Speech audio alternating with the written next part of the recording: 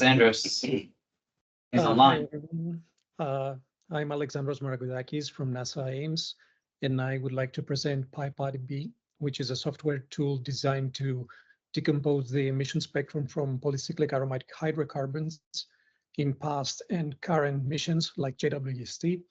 And we developed PyPAHdb at NASA Ames as part of a JWST ERS program. And PyPAHdb is a core version of a larger suite of tools that we develop both in IDL and Python on GitHub. You can find the links on the top. Next slide, please. So we're using PyPAHdb to decompose the MIRI-MRS JWST Orion bar observations from the ERS program PDRs for All.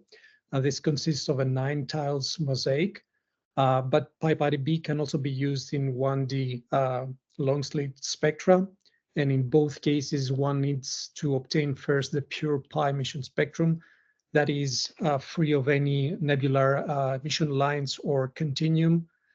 And then PyPAHdb, which hosts one of the largest libraries of quantum chemically computed pi emission spectra, is able to model the input spectrum in its pixel.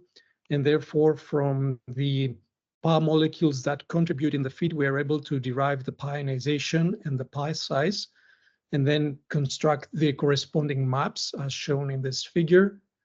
And then we are also able to compare with empirical relations that track pi ionization, such as the pi intensity ratio of the 6.2/11.2 micron feature. And we have a really good agreement, as shown on the right, between a database fitting approach and empirical correlations, and we can also see where these correlations break.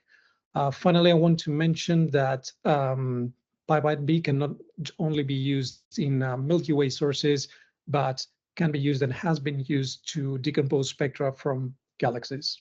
Thank you.